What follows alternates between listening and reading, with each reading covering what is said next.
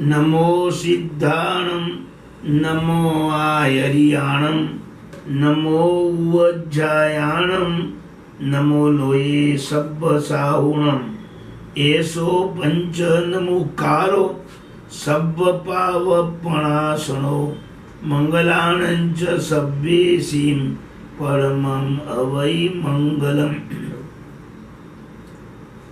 ગયા રવિવારે આપણે પહેલા કર્મગ્રંથની શરૂઆત કરી છે। પહેલા કર્મગ્રંથનું નામ છે કર્મ વિપાક। આપણે બાંધેલા કર્મો કેવા કેવા ફળ આપે અને કયા કારણોથી કયું કર્મ બંધાય એની વિગતને સમજાવતો આ પહેલો કર્મગ્રંથ છે, જેની અક્ષર ગાથા છે। એને બનાવનારા જગતચંદ્ર સુરી મહારાજ શિષ્ય દેવેન્દ્ર સુરી મહારાજ સાહેબ છે, જેઓ લગભગ 12મા 13મા સૈકામાં થયા। એમાં પહેલા કર્મની પહેલી ગાથામાં પરમાત્મા મહાવીર પ્રભુને નમસ્કાર કરીને હવે આપણે કર્મની વાત થોડી આગળ ચાલુ કરીએ છીએ કે કર્મનું સ્વરૂપ લાડવાના દ્રષ્ટાંતે 4 પ્રકારનું હોય છે। એ 4 પ્રકારના બંધને પ્રકૃતિબંધ, સ્થિતિબંધ, રસબંધ અને પ્રદેશબંધ એમ 4 જાતનો બંધ કહેવામાં આવે છે। પ્રકૃતિબંધ એટલે સ્વભાવનો બંધ। કયું કર્મ આપણને ઉદયમાં આવે ત્યારે શું ફળ આપશે એ ફળને સમજાવનારો બંધ તે પ્રકૃતિબંધ। જેમ લાડવો કોઈ પિત્તને હરે, કોઈ કફને હરે અને કોઈ કફને વધારે, એની જેમ કર્મમાં પણ કેવી કેવી પ્રકૃતિ હોય એ સમજાવવામાં આવશે। બીજો સ્થિતિબંધ।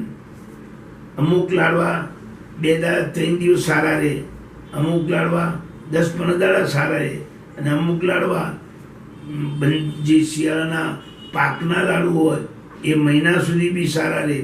એવી રીતે કયું કર્મ આત્માને લાગેલું કેટલો ટાઈમ આત્માની સાથે રહેશે એવો કાળ મર્યાદા નક્કી થવી એને સ્થિતિબંધ કહેવાય છે। અને કોઈ લાડવો થોડો મીઠો, કોઈ ઘણો મીઠો, કોઈમાં ખાંડ બહુ નાખી હોય તો અતિ ઘણો મીઠો, એવી રીતે કોઈ કર્મ દુઃખ આપનારું, કોઈ કર્મ સુખ આપનારું, પણ કેટલા જુસ્સાથી કેટલા પાવરથી એનું ફળ બતાવશે એ પાવરને સમજાવનારી વિગત એને રસબંધ કહેવાય। અને કોઈ લાડુ નાના બાળકોને સમજાવવા નાના નાના લાડુની વાળી હોય અને કોઈ મોટા લાડુ વાળ્યા હોય, અને કોક વખત લાડવા વાળવાના કામમાં વેઠ ઉતારવી હોય તો ઘણા મોટા મોટા વાળીને મૂકી દેવામાં આવે। એમ કર્મમાં પણ ક્યાંક થોડા પ્રદેશ, ક્યાંક ઘણા પ્રદેશ, ક્યાંક અતિ ઘણા પ્રદેશ, આવું પ્રદેશોનું નક્કી થવું એ પ્રદેશ બંધ।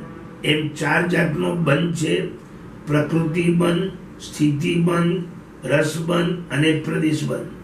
હવે એમાં આપણે અત્યારે પ્રકૃતિબંધની આજે શરૂઆત કરીએ છીએ। ગાથા બીજી। પગઈ ચીરસણ ભયેસા તમ ચૌવા મોગસ દિઠંતા મૂળ પગઈ 8 ઉત્તર પગઈ અર્વન્નસય ભેયમ। પાના નંબર 8। પગઈ એટલે પ્રકૃતિબંધ, છી એટલે સ્થિતિબંધ, રસ એટલે રસબંધ અને પૈસા એટલે પ્રદેશબંધ। તમ ચૌવા તે 4 પ્રકારનો બંધ છે। મોગસ દિઠંતા મોદકના દ્રષ્ટાંતે। એના મૂળ પગઈ 8, મૂળ પ્રકૃતિ 8 છે અને ઉત્તર પગઈ અર્વન્ન, ઉત્તર પ્રકૃતિ 58 છે। હવે મૂળ પ્રકૃતિ જે 8 છે એ 8ના હું તમને નામ બોલું છું, યાદ રાખજો। પહેલું કર્મ જ્ઞાનાવરણીય, બીજું કર્મ દર્શનાવરણીય, ત્રીજું કર્મ વેદનીય, ચોથું કર્મ મોહનીય, પાંચમું કર્મ આયુષ્ય કર્મ, છઠ્ઠું નામ કર્મ, સાતમું ગોત્ર કર્મ અને આઠમું અંતરાય કર્મ। એમ જૈન શાસ્ત્રોમાં મહાપુરુષો કર્મના 8 ભેદ સમજાવે છે। કર્મ એક પૂતગલ છે કારમણ ભરગણા છે, એકદમ સૂક્ષ્મ છે, નજરે ન દેખાય એવી છે. આપણા આત્મામાં કંઈક ને કંઈક કસાય, આવેશ, મલિનતા ઉત્પન્ન થાય, એના લીધે આત્માને આ કર્મ ચોટે છે. જેમ કપડામાં કોઈ તેલનો ડાઘ હોય તો હવામાં ઉડતી ધૂળ કપડાને ચોટે અને કપડામાં મેલ રૂપે બની જાય. એવી રીતે આત્મામાં વિષય, કસાય, આ બધા દુર્ગુણ ભાવો હોય એના લીધે હવામાં 14 લાડુમાં ભરેલી કારમણ ભરગણા સૂક્ષ્મ પૂતગલો એ આત્માને ચોટે છે અને એનું કર્મ બને છે. કર્મ છે અજીવ, નિર્જીવ પૂતગલ છે, પણ આત્મા એમાં એવી શક્તિ ઉત્પન્ન કરે છે જેથી જીવને સુખે આપે અને દુઃખે આપે.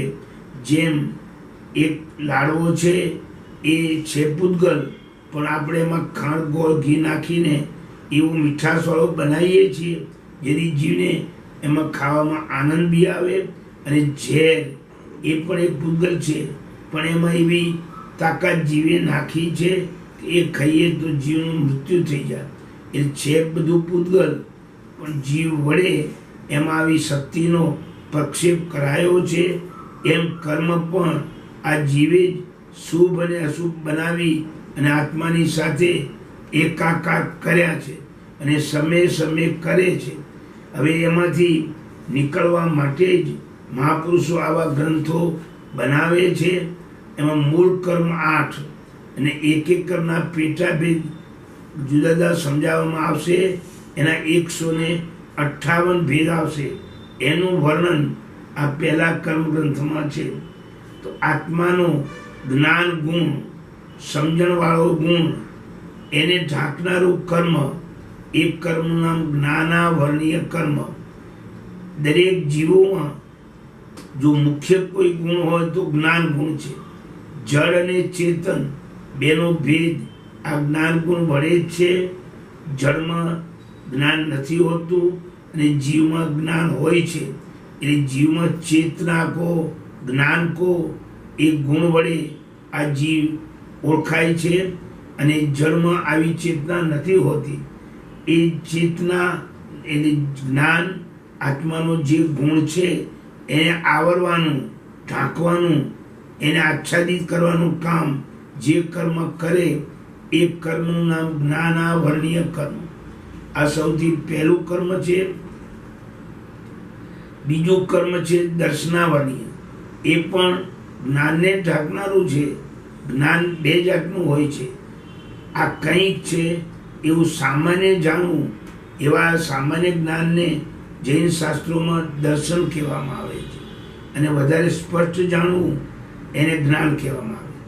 અર્થાત બહુ સૂક્ષ્મ રીતે ન જાણતા ઉપર છલું જાણવું એને દર્શન કહેવાય. જેમ દૂરથી કોઈ માણસ આવ્યો હોય અને આપણાથી 500 ફૂટ દૂર હોય તો કોઈક માણસ છે આવું જાણ્યું એને દર્શન કહેવાય. અને કઈ વ્યક્તિ છે, કયા ગામનો છે, કયા કારણે આવ્યો છે, એમ વધારે ધર્મને જાણીએ એને જ્ઞાન કહેવાય. દર્શન એટલે સામાન્ય જાણવું, જ્ઞાન એટલે વિશેષ જાણવું. આ બંનેને ઢાંકનારા કર્મો એના જ્ઞાનાવર્ણીય અને દર્શનાવર્ણીય. હકીકતથી સામાન્ય બોધ પહેલો થાય, વિશેષ બોધ પછી થાય. છતાં કર્મમાં વિશેષ બોધને આવરનારું કર્મ પહેલું લીધું અને સામાન્ય બોધને આવરનારું કર્મ બીજું લીધું. એનું કારણ એ છે કે સામાન્ય બોધથી વ્યવહાર થતો નથી, વિશેષ બોધથી જ વ્યવહાર થાય. જેમ ખૂણામાં કોઈ વસ્તુ પડી હોય અને દૂરથી આપણને સ્પષ્ટ દેખાય નહીં, પણ કંઈક છે એમ લાગે, ત્યાંથી આપણે ભાગાભાગે ન કરીએ અને બહુ નજીક પણ ના જઈએ, જો કરીએ. કારણ કે શું છે ખબર નથી, એટલે જીવને દોડાદોડી કરવાનું કે પકડવાનું, લેવાનું મન ન થાય. પણ જ્યારે સ્પષ્ટ બોધ થયો કે આ તો સાપ છે, આ દોરડું નથી, ત્યારે જીવ ભાગાભાગ કરશે. અથવા દોરડું છે એવો બોધ થયો નજીક જશે, એને હાથથી પકડીને ઉચકશે. એટલે વિશેષ બોધ જીવને ઉપકાર કરનારો છે એવો સામાન્ય બધું ઉપકાર કરનારો નથી. એટલે જ્ઞાનને આવરનારું જ્ઞાનાવરણી કર્મ પહેલું મૂક્યું અને દર્શનને આવરનારું દર્શનાવરણીય કર્મ બીજું મૂક્યું. હવે જ્ઞાનાવરણી અને દર્શનાવરણી બે કર્મો જેમ જેમ જોરમાં હોય અને એના હિસાબે જ્ઞાન દશા આપણી ઉઘડતી ન હોય, ઇન્દ્રિયોથી દેખાતું ના હોય, નાકથી સૂંઘાતું ન હોય, કાનથી બરાબર સંભળાતું ન હોય, ત્યારે જીવને આમ દુઃખ થાય કે સર મારી જિંદગી કેમ હું પૂરી કરીશ. અને જેમ જેમ એ બે કર્મ ઓછા થતા જાય તેમ તેમ જીવને સાતા ઉપજે. આ હવે આંખે બરાબર દેખાય છે, નાકે બરાબર સૂંઘાય છે અને કાને બરાબર સંભળાય છે. એટલે જ્ઞાનાવરણી દર્શનાવરણી કર્મ જેટલા જોરમાં ઉદયમાં આવે એટલું જીવને દુઃખ આપે અને જેટલા ઓછા ઉદયમાં આવે એટલું સુખ આપે. એટલે સુખ દુઃખને આપનારું વેદનીય કર્મ ત્રીજું ગોઠવ્યું છે. પહેલું જ્ઞાનાવરણી, બીજું દર્શનાવરણી અને ત્રીજું વેદનીય કર્મ. જેમ જેમ જીવને સુખ ઉપજે એમ રાગ વધે, જેમ જેમ દુઃખ વધે એમ દ્વેષ વધે. એટલે સુખ અને દુઃખને અનુસારે જીવને મોહના વિકારો ક્રોધ, માન, માયા, લોભ, રાગ અને દ્વેષ આ બધું થાય છે. એટલે વેદનીય કર્મ પછી ચોથું મોહનીય કર્મ ગોઠવ્યું. પહેલું જ્ઞાનાવરણી, બીજું દર્શનાવરણી, ત્રીજું વેદની અને ચોથું મોહની. હવે જેમ જેમ જીવમાં મોહના વિકારો ક્રોધ, માન, માયા, લોભના વધારે થાય એમ નરકનું આયુષ્ય બંધાય, ઓછા વિકારો થાય તીર્થનું આયુષ્ય બંધાય અને એકદમ નિર્વિકારી જીવિત થતો જાય તો મનુષ્યનું અને દેવનું આયુષ્ય બાંધે. એટલે મોહનીય પ્રમાણે આયુષ્ય કર્મ બંધાતું હોવાથી પાંચમું આયુષ્ય કર્મ લીધું. હવે આયુષ્ય કર્મ પ્રમાણે જે ભવનું આયુષ્ય બંધાણું હોય એ ભવનું આયુષ્ય ઉદયમાં આવે એટલે જીવને એને અનુસારે શરીર મળે, અંગોપાંગ મળે, હાથ પગ મોઢું અવયવો મળે. એટલે એક અપાવનારું કર્મ એ નામ કર્મ, એ આયુષ્ય કર્મ પછી છઠ્ઠું નામ કર્મ ગોઠવ્યું છે. અને નામ કર્મમાં જેમ જેમ પુણ્ય પ્રકૃતિ ઉદયમાં આવે એટલે શરીર સારું, આંખો સારી, કાન સારા, ઇન્દ્રિયો સારી, તેમ તેમ એ જીવ લગભગ ઊંચા કુળમાં જન્મેલો હોય અને શરીર કાળું એકદમ અંગ ખોળખાપણવાળું હલકી પ્રકૃતિવાળું તો એ લગભગ નીચ ગોત્રમાં જન્મેલો હોય. એટલે નામકર્મ પ્રમાણે ગોત્ર કર્મ એટલે ઊંચું નીચું કુળ મળે છે. એટલે સાતમું ગોત્ર કર્મ કહ્યું. અને ઊંચા કુળમાં જન્મેલા જીવો કોઈ રાજવીય કુળમાં જન્મ્યા હોય, કોઈ ધનવાનના કુળમાં જન્મ્યા હોય એને દાન આપવાની, ભોગો ભોગવવાની બધી શક્તિ વધારે વિકસેલી હોય કારણ કે ધન સંપત્તિ સારી હોય. અને નીચા કુળમાં જન્મેલાની ધન સંપત્તિ એટલી સારી ના હોય એટલે એને બધા વિક્ષેપો આડા આવે એટલે અંતરાય આવે. આ પ્રમાણે ગોત્ર કર્મની પછી આઠમું અંતરાય કર્મ કહેવામાં આવ્યું. એમ કુલ 8 કર્મ છે અને એનો આ પ્રમાણેનો ક્રમ છે. હવે 8 કર્મના પેટા વિભાગોમાં થોડા આપણે ઉતરીએ છીએ. પહેલું જ્ઞાનાવરણીય કર્મ, એના 5 ભેદ છે. જ્ઞાન 5 છે એટલે જ્ઞાનને ઢાંકનારા કર્મો પણ 5 છે. જ્ઞાન 5 છે એ 5 જ્ઞાનોના નામ મતિ જ્ઞાન, શ્રુત જ્ઞાન, અવધિ જ્ઞાન, મનોપ્રયોગ જ્ઞાન અને કેવળ જ્ઞાન. ગાથા ત્રીજી, પાના નંબર 11. ઈયના દંશના વર્ણ વિયમુહાઉના મગોવાણી વિઘમ ચ પણ નવદુ 28-34 દુ પણ વિહમ. અહીં જ્ઞાન એટલે પહેલું જ્ઞાનાવરણી, દર્શનાભરણ એટલે બીજું દર્શનાવરણી, ત્રીજું વેય એટલે વેદની, ચોથું મોહ મોહની, પાંચમું આવું એટલે આયુષ્ય અને છઠ્ઠું નામ કર્મ ગોવાણી, સાતમું ગોત્ર કર્મ અને વિગમ, આઠમું અંતરાય કર્મ. 8 કર્મના નામ અને એનો ક્રમ એના વિવેચનમાં લખેલો છે.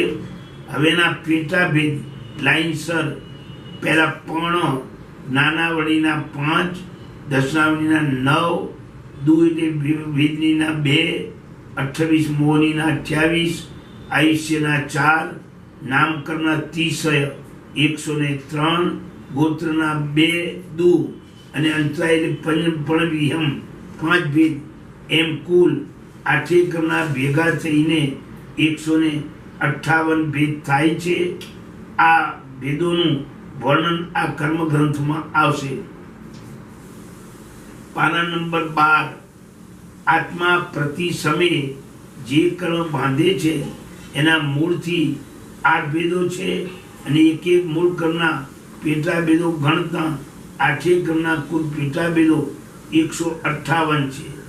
8 મૂળ કર્મો માંથી આયુષ્ય વિનાના 7 કર્મો આ આત્મા 9મા ગુંઠાણે ચડે ત્યાં સુધી સમયે સમયે બાંધે છે. નરકમાં હોય, દેવમાં હોય કે મનુષ્યમાં હોય, પણ સમયે સમયે 7 કર્મ બંધાય છે.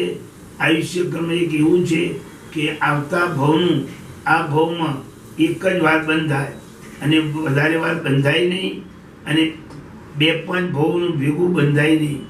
આ પ્રમાણે આયુષ્ય કર્મ એકવાર બંધાય, બાકીના કર્મ સમયે સમયે બંધાય. સંસારના તમામ પદાર્થોમાં 2 જાતના ધર્મો છે, એક સામાન્ય ધર્મ અને વિશેષ ધર્મ. જેમ આપણે બધા માનવ છીએ આવું જાણવું એ સામાન્ય ધર્મ, અને આ જૈન છે, આ બ્રાહ્મણ છે, આ ક્ષત્રિય છે, આ હરિજન છે, આમ જાણવું એ વિશેષ ધર્મ. એમ દરેક પદાર્થો 2 પ્રકારના ધર્મવાળા છે. જ્યાં વધુ સ્પષ્ટ ન જણાય પરંતુ આ કંઈક છે એમ અસ્પષ્ટ જણાય એ સામાન્ય ધર્મ. ને એ જ વસ્તુ જ્યારે બહુ સ્પષ્ટપણે જણાય, જેમ કે આ ઘટ છે, આ પટ છે ઇત્યાદિ, એ વિશેષ ધર્મ કહેવાય. વસ્તુના ધર્મો 2 પ્રકારના હોવાથી એ ધર્મોને જાણવાની આત્માની જે શક્તિ છે એ શક્તિ પણ 2 પ્રકારની. એક સામાન્ય ધર્મ જાણવાની શક્તિ એને દર્શન કહેવાય, અને વિશેષ ધર્મને જાણવાની આત્માની જે શક્તિ તે જ્ઞાન કહેવાય. વસ્તુમાં રહેલા ધર્મોની દ્વિવિધતા 2 પ્રકાર, એને લીધે એ જાણવાની શક્તિને ઢાંકનારું જે કર્મ એનું પણ 2 ભેદ છે. એક દર્શન શક્તિને ઢાંકનાર અને બીજું જ્ઞાન શક્તિને ઢાંકનાર. દર્શન શક્તિને ઢાંકનાર નામ દર્શનાવર્ણીયમ, અને જ્ઞાન શક્તિને ઢાંકનારું કર્મ એ જ્ઞાનાવર્ણીયમ. આત્મા જ્યારે કર્મ બાંધે છે ત્યારે જે કર્મમાં આત્મા એવું સામર્થ્ય ઉત્પન્ન કરે કે એ કર્મ જ્યારે ઉદયમાં આવે ત્યારે એવો સ્વભાવ અંદર કરે કે એ કર્મ જ્યારે ઉદયમાં આવે ત્યારે આત્મામાં રહેલી વિશેષ ધર્મને જાણવાની જે શક્તિ છે એ શક્તિને એક કર્મ ઢાંકે. એવા પ્રકારના જ્ઞાનને ઢાંકવાનું કામ કરવાના સ્વભાવવાળા કર્મને જ્ઞાનાવર્ણીય કર્મ કહેવાય. જે કર્મ આંખના આડા પાટા જેવું છે, જેમ આંખની આડો પાટો મારવામાં આવે કપડાનો તો છતી આંખે જીવ દેખી શકે નહીં, એવી રીતે આત્મામાં અનંત અનંત જ્ઞાન શક્તિ હોવા છતાં જ્ઞાનાવર્ણીય કર્મ જો ઉદયમાં આવે તો જીવને એક અક્ષર યાદ રહે નહીં, એક વાત યાદ રહે નહીં, અને કંઈ સમજણ પડે નહીં, એટલે જ્ઞાન ગુણ ઢંકાઈ જાય.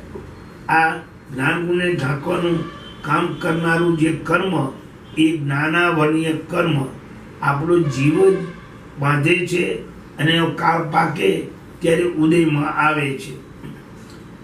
કાગળનો ફાડવાથી, બાળવાથી, ચોપડીનો દુરુપયોગ કરવાથી, જ્ઞાની ને જ્ઞાનના સાધનોની ટીકા નિંદા કુથલી કરવાથી જ્ઞાનાવળી કર્મ બંધાય છે.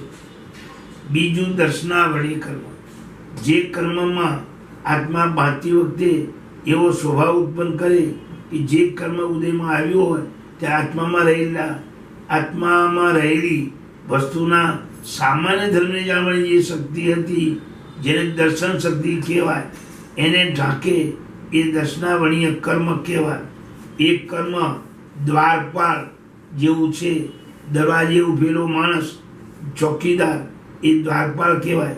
જેમ દ્વારપાળ બહારથી રાજાને મળવા આવેલા વ્યક્તિને રોકે તો મકાનની અંદર બેઠેલા રાજાને એ બહારનો માણસ જોઈ ના શકે, એવી રીતે દર્શનાવણી કર્મના ઉદયથી અંદર બેઠેલો આત્મા બહારના પદાર્થોને જાણી શકે નહીં. જેમ આંખે અંધાપો હોય તો અંદર રહેલો આત્મા બહારની વસ્તુને જોઈ ના શકે. કાને બહેરાશ હોય તો અંદર રહેલો આત્મા બહાર બોલાતા શબ્દને પકડી ના શકે. એમ બધી ઇન્દ્રિયોની શક્તિ અવરાતી જાય એ દર્શનાવર્ણીય કર્મ. એ બીજું. ત્રીજું વેદનીય કર્મ. જે કર્મમાં એવો સ્વભાવ પ્રાપ્ત થાય કે તે કર્મ ઉદયમાં આવ્યું હોય ત્યારે આત્માને સંસારની સુખ સાહેબી, સગવડતા, સાનુકૂળતા મળે અને દુઃખનો અનુભવ કરાવે અથવા દુઃખની સાધન સામગ્રી અપાવે. આવું કર્મ એ વેદનીય કર્મ કહેવાય. એ કર્મ મધથી લીપાયેલી તરવાની ધાર જેવું છે. મધથી લીપાયેલી તરવાની ધાર એટલે એવી તરવાની ધાર ચાટતા જ્યાં સુધી મધ આવે ત્યાંથી સુખ લાગે, અને મધની લાલસામાં વધારે ચાટવા જતાં જીભ કપાઈ જાય ત્યારે દુઃખ આવે. એમ આ સંસારમાં પણ દુઃખ અને સુખ બે વારાફરતી આવે છે. કેટલો કાળ સુખ માટે, એની પછી દુઃખ આવે, અને કેટલો કાળ દુઃખવાળો, એની પછી સુખ આવે. એમ સંસારની સાનુકૂળતા અને પ્રતિકૂળતા આપનારું કર્મ એ ત્રીજું વેદનીય કર્મ જાણવું. મદથી લેપાયેલી તરવાની ધાર જેવું. ચોથું જૈન શાસ્ત્રોમાં મોહનીય કર્મ છે. જે કર્મમાં એવો સ્વભાવ જીવ પ્રાપ્ત પેદા કરે કે એ કર્મ ઉદયમાં આવ્યો હોય ત્યારે આત્માને અવિવેકી બનાવે, વિવેક શૂન્ય બનાવે, મોહ પમાડે, અકર્તવ્ય કરાવે, ન કરવાનું કરાવે, કરવાનું ભૂલાવે. એટલે એ મોહનીય કર્મ. આ કર્મ મદિરા એટલે દારૂ જેવું છે. જેમ દારૂ પીધેલો મનુષ્ય વિવેક વગરનો બની જાય, તેમ મોહનીય કર્મ આત્માને વિવેક વિનાનો બનાવે. ગમે તેવા તુચ્છ પદાર્થો ઉપર પણ પ્રીતિ કરાવે અને વારંવાર ક્લેશ, કડવા, ઝઘડા, મારામારી અને ન કરવાના કામ કરાવે. એને મોહનીય કર્મ કહેવાય. પાંચમું આયુષ્ય કર્મ. જે કર્મમાં આ આત્મા એવો સ્વભાવ પેદા કરે, એ કર્મ ઉદયમાં આવ્યું છતું આ આત્માને તે ભાવમાં જીવાડે, તે ભાવમાં પકડી રાખે, તે ભાવમાં પકડી રાખે. દુઃખાદિના કારણે મરવાની ઈચ્છા થાય તો પણ રોકી રાખે, તે આયુષ્ય કર્મ કહેવાય.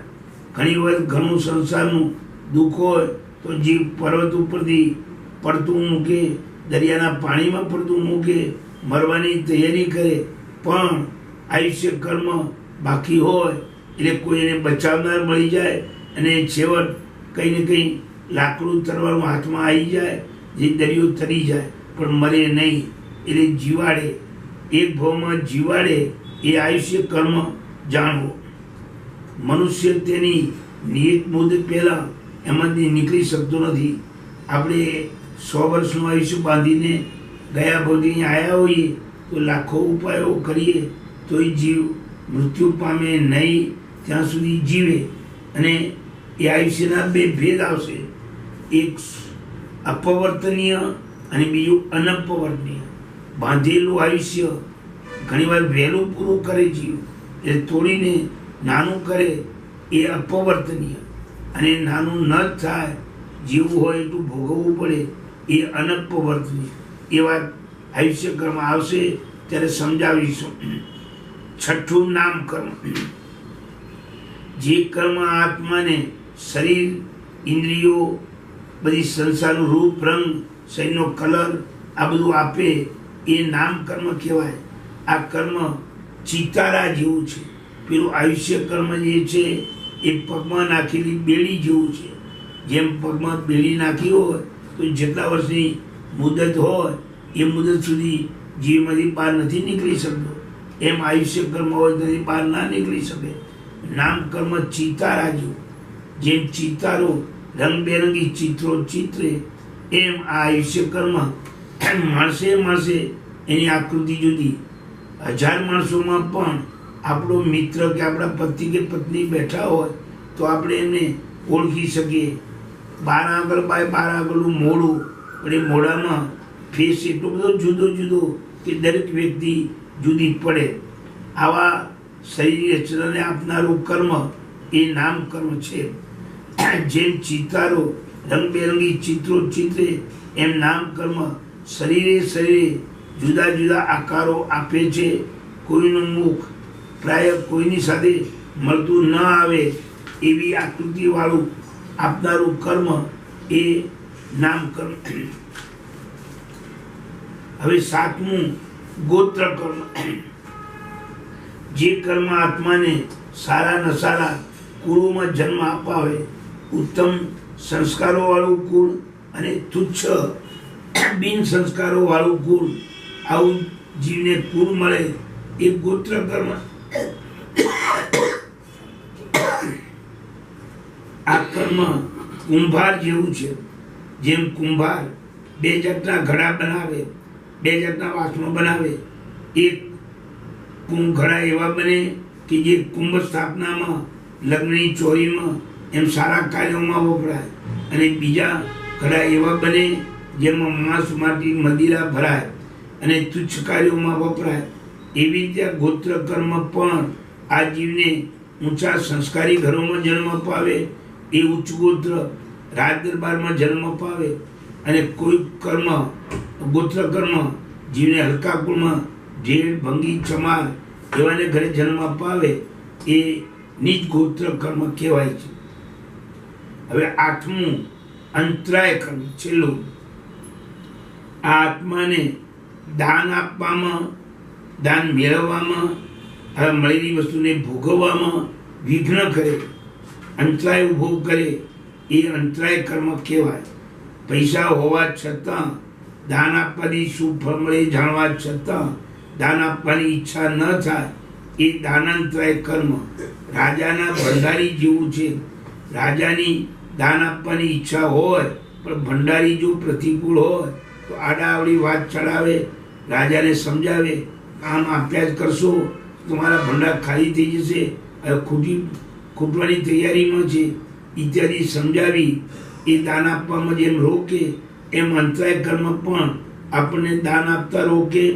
અંતરાય કર્મ કોઈને પહેલી લાભ મળતો હોય એમાં રોકે, મળેલી ચીજને ભોગવવામાં રોકે. સુખ સંપત્તિ ઘણી હોય પણ ખાધેલું કંઈ પચે નહીં, સારું કપડું શરીર ઉપર પહેરાય નહીં એવી શરીરને ઉઠી આવે. આ બધા ભોગાંતરાય, ઉપભોગાંતરાય. અને વીર્ય શક્તિ દબાયેલી રહે. ઘડપણ ન હોવા છતાં યુવાવસ્થામાં પણ શરીર નિર્માલ્ય બને, નિશ્ચિત બને. આ વીર્યાંતરાય કર્મ. આ અંતરાય કર્મ 5 પ્રકારનું આ પ્રમાણે 8 કર્મના અર્થ સમજાયા. હવે એના પેટાભેદના આંકડા એ સંખ્યા સમજાવવામાં આવે છે, અને પછી એક વિશે લાઈનસર સમજાવવામાં આવશે. નાનાવર્ણી કર્મના 5 ભેદ, દશાવર્ણી કર્મના 9 ભેદ, વેદનીય કર્મના 2 ભેદ, મોહનીય કર્મના 28 ભેદ, આયુષ્ય કર્મના 4 ભેદ, નામ કર્મના 103 ભેદ, ગોત્ર કર્મના 2 ભેદ, અંતરાય કર્મના 5 ભેદ. એમ જૈન દર્શનમાં મૂળ કર્મ 8 છે અને એના પેટા વિભાગ બંને મળીને 158 છે. હવે એક પ્રશ્ન થાય કે 8 કર્મોમાં પહેલું જ્ઞાનાવરણી, બીજું દર્શનાવરણી, ત્રીજું વેદની, આવા ક્રમે જે ગોઠવવામાં આવ્યા છે, શું એમાં કંઈ કારણ છે કે કર્મોનો આવો ઉપન્યાસ ક્રમ, એટલે આવી ગોઠવણી કરવાનું શું કારણ કે આડાવડું ગમે તેમ પણ એનું નામ બોલવું હોય તો બોલાય કે ન બોલાય? તો એનો ઉત્તર કે નહીં, આવો ક્રમમાં જૈન શાસ્ત્રોમાં કારણ બતાવ્યું છે અને એ કારણને લીધે જ આવો ક્રમ ગોઠવવામાં આવ્યો છે. એ કારણ હવે સમજાવવામાં આવે છે. આઠેય કર્મોને આ ક્રમે ગોઠવવાનું કારણ એને ઉપન્યાસ ક્રમ કહેવાય. ઉપન્યાસ એટલે ગોઠવવું. આત્મામાં અનંત ગુણો છે, પરંતુ એ અનંત ગુણોમાં જ્ઞાન અને દર્શન આ બે ગુણો સૌથી વધુ મુખ્ય ગુણો છે. કારણ કે આ આત્મા જ્ઞાન દર્શન વડે જ પ્રથમ વસ્તુને સારી રીતે જાણે છે. જાણ્યા વિના યથાર્થ પ્રવૃત્તિ કે નિવૃત્તિ જીવ કરી શકતો નથી. આ રીતે બધા ગુણોમાં જ્ઞાન અને દર્શન બે ગુણ મુખ્ય છે. તમે જોશો કે સામે કોઈ વસ્તુ પડી હોય પણ બરાબર ઓળખાય નહીં, બરાબર જણાય નહીં, તો જીવ એકદમ લેવા નજીક પણ નહીં જાય, તેમ ભાગા ભાગ પણ નહીં કરે. અને જ્યારે ઓળખાય કે આ દોરડું છે તો લેવા મહેનત કરશે, અને આ સાપ છે એમ જણાય એ ભાગા ભાગ કરશે. એટલે જ્ઞાન અને દર્શન આ બે ગુણો મુખ્ય છે. એના વડે જ જીવ અજીવથી જુદો પડે છે. એટલે બે ગુણોને રોકવામાં નાના વર્ણિક કર્મ, દર્શાવણી કર્મ એને પણ આઠમાં સૌથી પહેલા કહ્યા. હવે પ્રશ્ન એ થાય કે આ બે ગુણ મુખ્ય છે તો બે કર્મને ભલે પહેલા કીધા, પણ એમાં નાનાવરણી પહેલું, દર્શાવણી બીજું, એમ કેમ કીધું? નાનાવરણી અને દર્શાવણી કર્મ બાકીના 6 કર્મો કરતા ભલે પહેલા કીધા, પરંતુ તે બંનેમાં નાનાવરણી કર્મ પહેલું અને દર્શાવણી કર્મ બીજું, આવું કેમ કીધું? છદ્મસ્ત, આપણે છદ્મસ્ત જીવો કહેવાય, જેને કેવળના નથી એ બધા છદ્મસ્ત જીવો. એ તો ઉલટું પહેલાં દર્શન કરે પછી જ્ઞાન મેળવે. પહેલાં સામાન્ય બોધ થાય પછી વિશેષ બોધ થાય, તો પછી વિશેષ બોધવાળું કર્મ પહેલું કેમ કીધું? આવો પ્રશ્ન થાય. આવો ઉલટો ક્રમ કેમ રાખ્યો? આવો સહેજે પણ માણસને પ્રશ્ન થાય. હવે એ પ્રશ્ન જવાબ એવો છે કે નાનાવરણી અને દર્શાવણી કર્મ જેટલા જોરથી ઉદયમાં આવે ત્યારે આ આત્મા આંધળો, બેલો, બોબડો, બુદ્ધિહીન થવાથી દુઃખી. એનું કારણ એ છે કે ભલે સામાન્ય બોધ પહેલો થાય, વિશેષ બોધ પછી થાય, પણ બધા વ્યવહારો વિશેષ બોધને લીધે છે, સામાન્ય બોધને લીધે નથી. પ્રવૃત્તિની નિવૃત્તિ જે કંઈ થાય છે એ જ્ઞાન ગુણથી થાય છે. એમાં જ્ઞાન ગુણ મુખ્ય છે, એટલે એને દર્શન ગુણ ગૌણ છે. માટે જ્ઞાનને આવરનારું જ્ઞાનાવરણી કર્મ પહેલું મૂક્યું, દર્શનને આવરનારું દર્શાવણી કર્મ બીજું મૂક્યું. આ બે કર્મની વાત પૂરી કરી. હવે જ્ઞાનાવરણી અને દર્શાવણી કર્મો ઉદયમાં આવ્યા હોય તો આ જીવ આંધળો, બેલો, બોબડો, બુદ્ધિહીન થાય એટલે દુઃખી થાય. અને કર્મોની મંદતા હોય, કર્મો ઓછા હોય તો સુખી થાય. એટલે દુઃખ સુખ અપાવનારું ત્રીજું વેદનીય કર્મ એ બેની પછી ગોઠવ્યું. વેદનીય કર્મના ઉદયથી આ જીવને થયેલા સુખના કાળે રાગ થાય, દુઃખના કાળે દ્વેષ થાય, અર્થાત રાગ દ્વેષ થાય. એનાથી હરખ અને સુખ થાય, એનાથી આનંદ અને ઉદાસીનતા થાય. આ બધા મોહના પ્રકાર વેદનીના લીધે આવે. તેથી વેદનીય કર્મ પછી ચોથું મોહનીય કર્મ કહ્યું. એ મોહનીય કર્મને આધીન થયેલો આત્મા રાગાદિની પરવસ્થાના કારણે ઘણા ક્રોધ, માન, માયાલોભ કરે અને નરક તીનના આયુષ્ય બાંધે હલકી ગતિમાં જાય. મોહના અંધારામાં લપેટાયેલો આ જીવ આ સંસારમાં ખૂબ રખડે. એટલે મોહનીય પછી આયુષ્ય કર્મ કીધું. આયુષ્ય કર્મ જેવું ઉદયમાં આવે એવું નામકર્મ પણ એને અનુસારે જ આવે. જે મનુષ્યનું આયુષ્ય ગર્ભમાં આવેલા જીવને ઉદયમાં આવ્યું તો એને શરીર પણ માનવનું જ મળે, અંગોપાંગ પણ માનવના જ મળે, અને માનવની આકૃતિ મળે. અને જે ગાયના કે ભેંસના પેટમાં તીન તરીકે જન્મે એટલે તીનનું આયુષ્ય ઉદયમાં આવે તો એનું શરીર પણ 4 પગવાળું અને તીનના જેવું હાથીના ભાવમાં જન્મે તો સૂંઢવાળું એટલે આયુષ્ય કર્મના આધારે નામ કર્મ જીવને મળે. જાતિ શરીર એક ઇન્ડિયાની જાતિ, વૈક્રિય શરીર, વૈક્રિય અંગોપંગ, મુંડક સંસ્થાન, આવા બધા નામકર્મના ભેદો છે. એ આયુષ્ય કર્મ પ્રમાણે જીવને પ્રાપ્ત થાય છે. એટલે આયુષ્ય કર્મની પછી છઠ્ઠું નામ કર્મ કહ્યું.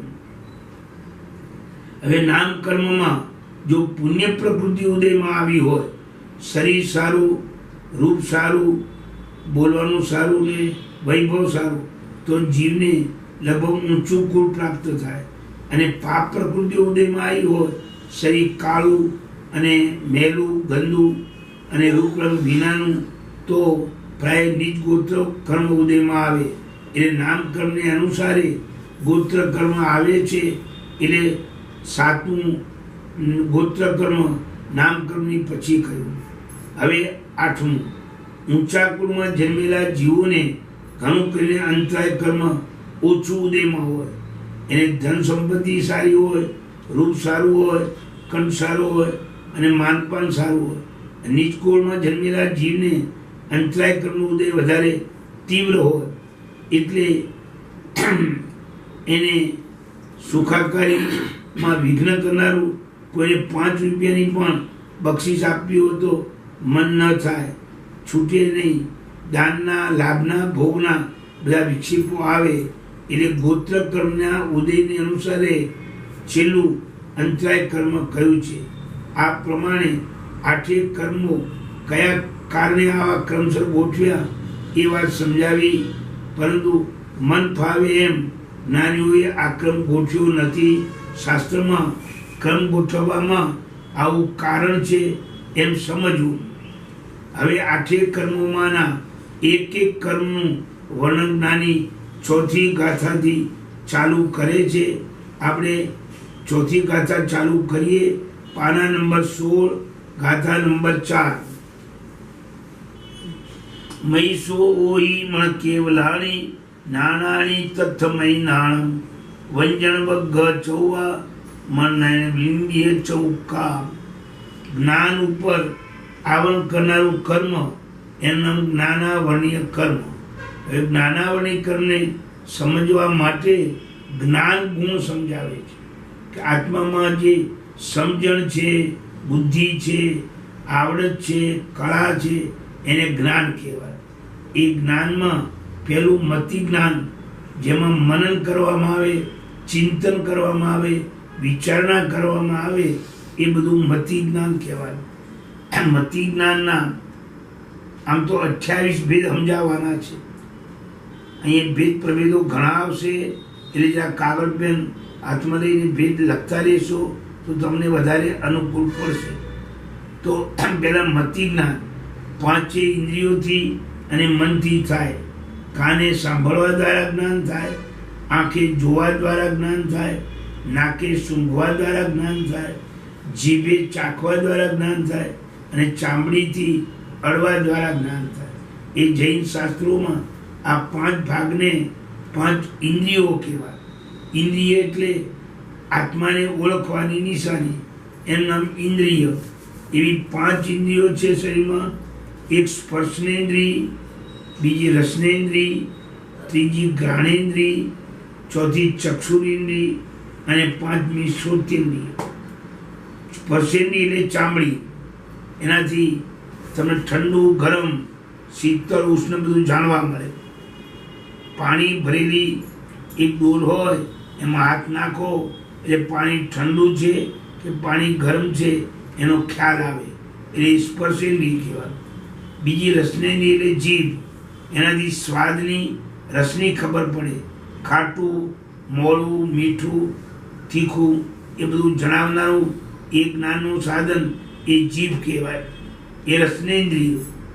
ત્રીજી ઇન્દ્રિય છે નાક. એના સુગંધી, દુર્ગંધી વસ્તુનું જ્ઞાન થાય. આ બધી ઇન્દ્રિયો જ્ઞાનના સાધનો છે. ચોથી ઇન્દ્રિય આંખ, એટલે ચક્ષુરેન્દ્રિય. એ રૂપને દેખાડે. કઈ વસ્તુ કાળી, ધોળી, નીલી, પીળી, રંગબેરંગી એનું જ્ઞાન ચક્ષુથી થાય. અને પાંચમી શ્રોતેન્દ્રિય એટલે કાન શબ્દનું જ્ઞાન કરાવે. કોણ શું બોલે છે, બોલેલા વાક્યનો એમનો શો ભાવ છે, કહેવાનો શો આશય છે, આવું બધું શબ્દ સાંભળવાથી જાણવા મળે એ શ્રોતેન્દ્રિય કહેવાય. તો આ 5 ઇન્દ્રિયોથી શરીરમાં જીવ છે કે જીવ નથી એ ઓળખાય છે. માણસ જ્યારે મરણ પથારીએ હોય ત્યારે શરીરમાં જીવ છે કે ચાલ્યો ગયો એમ જાણવું હોય તો આ ઇન્દ્રિયોના વ્યવહારોથી જ ખ્યાલ આવે. એના મોઢામાં તમે બરફીનો ટુકડો મૂકો અને એ ગળી જાય, ખાઈ જાય તો સમજો હજી જીવ છે. એ ટુકડો એમને જીવ પડ્યો જ રહે, ન હાલે કે ન ચાલે કે ન ગળે તો સમજો હવે જીવ નથી. એ રીતે નાકની પાસે કોઈ રૂ કે સુગંધી વસ્તુ મૂકવામાં આવે અને એમ ખેંચે તો સમજવું હજી જીવ છે. એમને એમ રૂનો ભાગ નાક પાસે પડ્યો જ રહે, ન એને ખેંચે કે ન ઉડાડે તો સમજવું હવે એમાં જીવ નથી. આ ઇન્દ્રિયો શરીરમાં આત્મા છે કે નહીં એને ઓળખવાની નિશાની છે. એમાં સૌથી પહેલું મતિ જ્ઞાન. 5 ઇન્દ્રિયો અને મનથી થનારું તે વિશેને જણાવનારું જે જ્ઞાન તે મતિ જ્ઞાન. એમાં આંખથી રૂપનું જ્ઞાન થાય, નાકથી ગંધનું જ્ઞાન થાય, જીભથી રસનું જ્ઞાન થાય, અને ચામડીથી સ્પર્શનું જ્ઞાન થાય, અને કાનથી શબ્દનું જ્ઞાન થાય, અને મનથી સંકલ્પ વિકલ્પ વિચારધારા એ વિશે જેને જ્ઞાન થાય તે બધું મતિ જ્ઞાન કહેવાય. પદાર્થમાં નિશ્ચયાત્મક જે બોધ એને આભિની બોધ. મતિ જ્ઞાનનું બીજું નામ આભિની બોધ છે.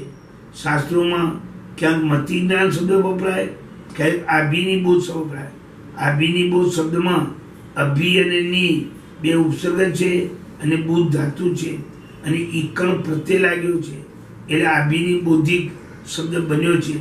જેમ સાર્વજનિક, ધાર્મિક એવા શબ્દો બને છે એ ઈકણ પ્રત્યે લાગીને બને છે, એમાં આભિની બૌદ્ધિક શબ્દ બન્યો છે. મતિ જ્ઞાન 5 ઇન્દ્રિય મન 6 થી થાય. હવે બીજું જ્ઞાન શુદ્ધ જ્ઞાન. આ જ્ઞાન પણ આમ તો 5 ઇન્દ્રિયો અને મનથી થાય છે, તો પણ આ જ્ઞાન પ્રાપ્ત કરવામાં ભણાવનાર, સમજાવનાર ગુરુની અને શાસ્ત્રની અપીલ જરૂરિયાત રહે છે. ગુરુ કે આગમાદી શાસ્ત્રોના આલંબને જે જ્ઞાન થાય, સાંભળવાથી જ્ઞાન થાય તે શુદ્ધ જ્ઞાન કહેવાય. આગમાદી શાસ્ત્રોના આલંબને જે જ્ઞાન પ્રાપ્ત થાય, ગુરુજી ભણાવે, આપણે ભણીએ, આવું જે જ્ઞાન તે શુદ્ધ જ્ઞાન કહેવાય. જેમ કોઈ પણ પુસ્તકનું એક પાનું ચક્ષુથી વાંચી જવું એ મતિ જ્ઞાન, પણ એ લખેલા અક્ષરોના ભાવાર્થને જાણવું એ શુદ્ધ જ્ઞાન. કોઈ કક્કો બારાખડી ભણેલાને તમે પાનું આપો તો વાંચી જશે, એ આંખથી વાંચવું એ મતિ જ્ઞાન. એમાં શું લખ્યું છે, એનો ભાવ શું છે એવું સમજવું અને સમજાવવું એ શુદ્ધ જ્ઞાન. એ ગુરુને આધીન છે, ગુરુની પાસે જાણ્યું હોય તો જ આ વિષય સમજાય, એટલે શુદ્ધ જ્ઞાન લગભગ ગુરુને આધીન હોય છે.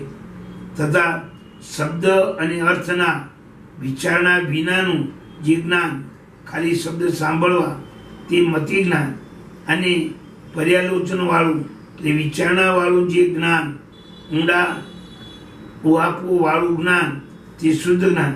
જેમ ઘટપટ શબ્દો કાનથી સાંભળ્યા અને એ ઘટપટ શબ્દો ઘટપટ નામના પદાર્થના વાચક છે, એમ શબ્દ અને અર્થ વચ્ચેનો વાચ્યવાચક ભાવ એના સંબંધનું જાણવું તે મતિ જ્ઞાન કહેવાય છે. પરંતુ એનાથી ઉપસ્થિત થયેલા પદાર્થોનો પરસ્પર અન્વય થવા દ્વારા જે શાબ્દબોધ થાય એ શુદ્ધ જ્ઞાન કહેવાય. એથી જ પહેલું મતિ જ્ઞાન, પછી શુદ્ધ જ્ઞાન. ઇન્દ્રિયથી વિષય પકડાય એ મતિ જ્ઞાન, એનો ભાવ પકડાય એ શુદ્ધ જ્ઞાન. મતિ જ્ઞાન થયા પછી શુદ્ધ જ્ઞાન થાય એવો નિયમ નથી. કોકને ઇન્દ્રિયથી શબ્દો સંભળાય, એનો ભાવાર્થ ના એ સમજાય, 2 વાર પૂછવું પડે, શું બોલ્યા તમે, ફરી સમજાવો. એટલે શુદ્ધ જ્ઞાન થાય જેવો નિયમ નથી. મતિ જ્ઞાન થયા પછી કોઈ શુદ્ધ જ્ઞાન થાય, કોઈ ન પણ થાય. વિશેષ આવશ્યક ભાષ્ય ગાથા 105 આવું કહ્યું છે કે મય પૂર્વમ સુયમ ઉત્તમ. મતિપૂર્વક શુદ્ધ જ્ઞાન થાય, ન મય સુય પૂર્વિયા. પણ મતિ જ્ઞાન એ શુદ્ધપૂર્વક થતું નથી. એટલે શુદ્ધ પછી તરમતી થાય એવો નિયમ નથી.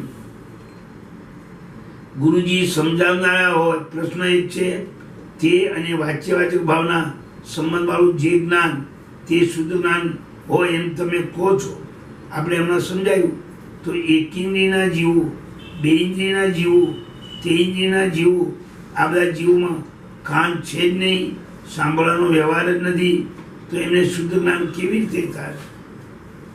ઉત્તર, એક ઇન્દ્રિય, બે ઇન્દ્રિય, તે ઇન્દ્રિય, આ બધા જીવોને જો કે પૂતળોની બનેલી દ્રવ્ય ઇન્દ્રિયો ઓછી છે, એટલે કાન નથી, કોઈને આંખ નથી, કોઈને જીભ નથી, આવું છે.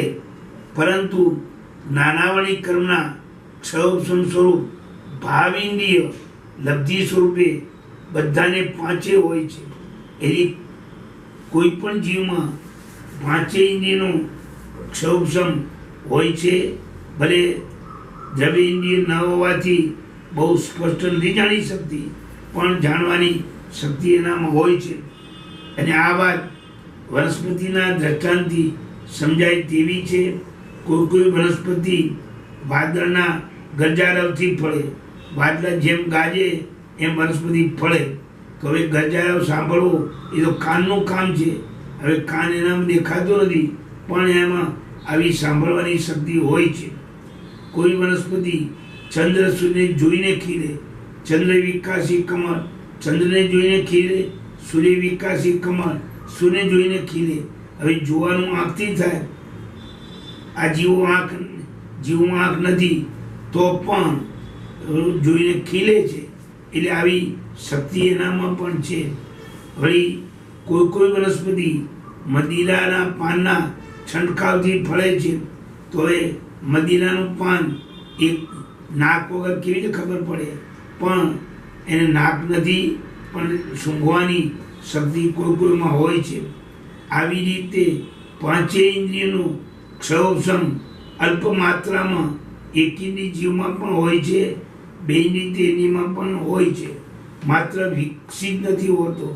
આપણે પંચેન્દ્રિયમાં પાંચે શક્તિ વિકસિત હોય છે. ત્રીજું જ્ઞાન અવધિ જ્ઞાન, જે પાંચ ઇન્દ્રિયો અને મનની મદદ વિના માત્ર આત્મા એકલો રૂપી દ્રવ્યને જોઈ શકે તેવું જ્ઞાન એ અવધિ જ્ઞાન. આ જ્ઞાન આ કાળે આપણને નથી, પણ દેવોને અને નાકીને જન્મે ત્યારથી આ જ્ઞાન હોય છે. જન્મથી મરણ પર્યંત આ જ્ઞાન એમને મળે છે. એ ભવ જેવો કે ભવમાં જન્મે એને મળે. જેમ પક્ષીનો ભવ જેવો કે એમાં જન્મે એને ઉડવાની શક્તિ મળે. અને માનવની લખોપતિ કરોડપતિ હોય તો 2 આંગળ 4 આંગળ પર અધર ઉડી ચાલી શકે નહીં. એ આ ભવ પ્રત્યે આ શક્તિ છે. મનુષ્યરીંછોને પણ આવું અવધિ જ્ઞાન થાય છે, પણ તપ સંયમ આદિ કરે તો કોઈકને થાય. એ ગુણ પ્રત્યે કહેવાય. ગુણો મેળવે તો થાય. જેમ ભગવાન જન્મે તે 3 જ્ઞાન સાથે લઈને આવે: મતિ જ્ઞાન, શુદ્ધ જ્ઞાન ને અવધિ જ્ઞાન. ને આપણે ત્યાં જન્મેલા બાળકોને 2 જ્ઞાન હોય: મતિ જ્ઞાન ને શુદ્ધ જ્ઞાન. ત્રીજું જ્ઞાન અત્યારે હોતું નથી. જન્મ્યા પછી પણ ક્યારેક કોઈકને થાય છે. આ કાળે તો થતું જ નથી થતું. એમાં જ શાંતિ છે. આ અવધિ જ્ઞાન જો થાય ને તો જીવ મોહના લીધે અનેક પ્રકારના ખોટા કામો કરે. એટલે આ કાળે વિષમ સ્થિતિ હોવાથી આવા જ્ઞાનો થતા નથી. ચોથું મન અપ્રયોગ જ્ઞાન. બીજો જીવ મનમાં શું વિચારો કરે છે એ વિચારોને જાણવાની શક્તિ એ મન અપ્રયોગ જ્ઞાન. આ અધિદ્વીપમાં રહેલા સંઘની પંચેન્દ્રિય જીવોના મનના વિચારોને આત્મા જાણી શકે એ મન પ્રયોગ જ્ઞાન આ જ્ઞાન મુનિ મહાત્માઓને જ થાય, સંસારીને થતા નથી. કેમ કે બીજાના મનના ભાવો જાણ્યા પછી આત્માનો કંટ્રોલ રહેવો ઘણો મુશ્કેલ છે. કોણ મારા ઉપર ખરાબ વિચારો કરે છે, કોણ મારા ઉપર સારા વિચારો કરે છે, એ જાણીને આ જીવને રાગ ને દ્વેષ થાય, કસાયો વધે. એટલે 5 ગુંઠાણા સુધીના જીવોને આ જ્ઞાન નથી થતું. સાધુ મહાત્મા હોય કે જે આત્માને કંટ્રોલમાં રાખી શકે એવા જ આત્માને આ મન પ્રયોગ જ્ઞાન થાય છે. ખુદ તીર્થંકર ભગવંતો પણ જન્મથી ત્રણ જ્ઞાન વાળા જ હોય. જ્યારે દીક્ષા લેવા ઘરથી નીકળે ત્યારે જ ચોથું મન પ્રયોગ જ્ઞાન દીક્ષા લેતી વખતે ઉત્પન્ન થાય. 5મું કેવળ જ્ઞાન. કેવળ એટલે ફક્ત એટલું જ્ઞાન જ, અજ્ઞાન બિલકુલ નહીં. સર્વ દ્રવ્યોને જાણે, લોકાલોક ક્ષેત્રને જાણે, ત્રણેય કાળને જાણે અને બધા પર્યાયને પણ જાણે. અજ્ઞાનનો અંશ નહીં, પરિપૂર્ણ જ્ઞાન, એનું નામ કેવળ જ્ઞાન. આ છેલ્લું જ્ઞાન છે. એ જ્ઞાન થાય પછી કંઈ જાણવાનું બાકી રહેતું નથી. એટલે કેવળ જ્ઞાનનો ઘણો મહિમા ગવાય છે. હવે જૈન શાસ્ત્રોમાં વસ્તુને જાણવાના જે સાધનો છે એને પ્રમાણ કહેવાય. 2 પ્રમાણ છે, એક પ્રત્યક્ષ પ્રમાણ અને બીજું પરોક્ષ પ્રમાણ. જેના વડે વસ્તુ જણાય એ પ્રમાણ. જૈન શાસ્ત્રોમાં એક પ્રત્યક્ષ પ્રમાણ, બીજું પરોક્ષ પ્રમાણ. આ એ મને તમને બધાને જે કંઈ બોધ થાય છે એ આંખ કાન નાક જીભ દ્વારા થાય છે, એટલે ઇન્દ્રિયો દ્વારા થાય છે. એટલે ઇન્દ્રિયો દ્વારા જે બોધ થાય એ પરોક્ષ કહેવાય. અને જેને ઇન્દ્રિયોનો સહારો ના લેવો પડે, પ્રકાશનો સહારો ના લેવો પડે, અંદર રહેલો આત્મા જ 7મી તારીખમાં શું થાય છે જોઈ શકે. અને અમદાવાદમાં બેઠેલો માણસ અમેરિકામાં શું થાય જોઈ શકે. આવું જે જ્ઞાન એને શાસ્ત્રમાં પ્રત્યક્ષ જ્ઞાન કહેવાય છે. કેવળ જ્ઞાન, અવધિ જ્ઞાન ને મનપ્રયોગ જ્ઞાન, આ છેલ્લા 3 જ્ઞાનો એ પ્રત્યક્ષ જ્ઞાન છે. અને મતિ જ્ઞાન ને શુદ્ધ જ્ઞાન એ પરોક્ષ જ્ઞાન છે. પરોક્ષ કેમ કે ઇન્દ્રિયો દ્વારા જાણે છે. અવધિ જ્ઞાન, મનવ જ્ઞાન અને કેવળ જ્ઞાન આ 3 પારમાર્થિક પ્રત્યક્ષ, સાચા પ્રત્યક્ષ છે. જ્યારે મતિ જ્ઞાન અને શુદ્ધ જ્ઞાનમાં ઇન્દ્રિયોની સારાથી જણાય છે. બોલીએ છીએ આપણે એવું, મેં તમને સાક્ષાત જોયા હતા, તમે ઊભા હતા, પણ સાક્ષાત બોલો ને તો આંખની સહાય તો લેવી જ પડે છે, અજવાળાની સહાય તો લેવી જ પડે છે. એટલે એ ઔપચારિક પ્રત્યક્ષ છે, વાસ્તવિક પ્રત્યક્ષ નથી. અને ધુમાડો દેખીને અગ્નિની કલ્પના કરીએ, નીચે ચંપલ બુક જોઈને માણસોની કલ્પના કરીએ, આવું બધું જે કલ્પનાવાળું જ્ઞાન છે જેને જૈન શાસ્ત્રોમાં અનુમાન અને આગમ કહેવાય છે. આ બધા જ્ઞાનો તો સાક્ષાત દેખાતા નથી, પરોક્ષ જ હોય છે. એટલે આ રીતે પ્રત્યક્ષમાં 3 જ્ઞાન આવે, અવધિ, મનપ્રયોગ, કેવળ. પરોક્ષમાં 2 જ્ઞાન આવે, મતિ જ્ઞાન ને શુદ્ધ જ્ઞાન. મતિ આદિ 4 જ્ઞાનો ક્ષયોપમ ભાવના છે. કર્મ એ હોય અને જ્ઞાન એ થાય, માત્ર એની માત્રા પ્રમાણે થાય, વધારે ન થાય. આપણે 14 પૂર્વ ભણી શકીએ પણ કેવળ જ્ઞાન જેટલું ન જાણી શકીએ. જ્યારે કેવળ જ્ઞાન એ ક્ષાયિક ભાવનું જ્ઞાન છે. પૂરેપૂરું આવરણ ચાલ્યું જાય પછી જ આ જ્ઞાન થાય. એટલે એ જ્ઞાનમાં આવરણ હવે બાકી ના રહે. અંશે પણ આવરણનો ઉદય એમાં ના હોય. જેમાં અંશે અંશે આવરણનો ઉદય હોય એ ક્ષયોપમ કહેવાય. આ રીતે આવરણનો સર્વથા વિનાશ થાય એને ક્ષય, અને તીવ્ર આવરણને મન કરવું, ભોગવવું પડે એને ક્ષયોપમ કહેવાય. 4 જ્ઞાનો ક્ષયોપમ ભાવના છે અને કેવળ જ્ઞાન ક્ષાયિક ભાવનું છે. કેવળ જ્ઞાનાવરણી કર્મો જ્યારે ક્ષય થાય ત્યારે એ કર્મના ક્ષયથી જેમ કેવળ જ્ઞાન પ્રગટ થાય એમ બીજા 4 કર્મોનો પણ એ વખતે ક્ષય તો થાય છે. તો કેવળી ભગવાને 5 જ્ઞાન થવા જોઈએ, 4 જ્ઞાન કેમ કહો છો? આવો પ્રશ્ન થાય. વાત સાચી છે, પણ જેમ સૂર્યનો ઉદય ના હોય ત્યારે ચંદ્ર, ગ્રહ, નક્ષત્રો પ્રકાશ કહેવાય. સૂર્યનો ઉદય થાય તો એ બધા આકાશમાં હોય ખરા, એનો પ્રકાશ પણ હોય, પણ સૂર્યના પ્રકારમાં અંતર્ગત થાય. એમ કેવળ જ્ઞાન વખતે મત્યાદિ જ્ઞાનો હોય ખરા પણ અંતર્ગત થઈ જાય એટલે એ જ્ઞાનો નથી એમ જ વ્યવહાર કરવામાં આવે. આ પ્રમાણે આપણે ચોથી ગાથાના અર્થ સુધી આવ્યા છીએ. થોડી ચોથી ગાથાના અર્થો બાકી છે કે આ મતિ જ્ઞાનાદી 5 જ્ઞાનોને આ ક્રમે કેમ ગોઠવ્યા એ વિશે હવે આવતા શનિવારે સમજાવવામાં આવશે. સર્વ મંગલ માંગલ્યમ સર્વ કલ્યાણ કારણમ પ્રધાનમ સર્વ ધર્માણામ જૈનમ જયતિ શાસનમ.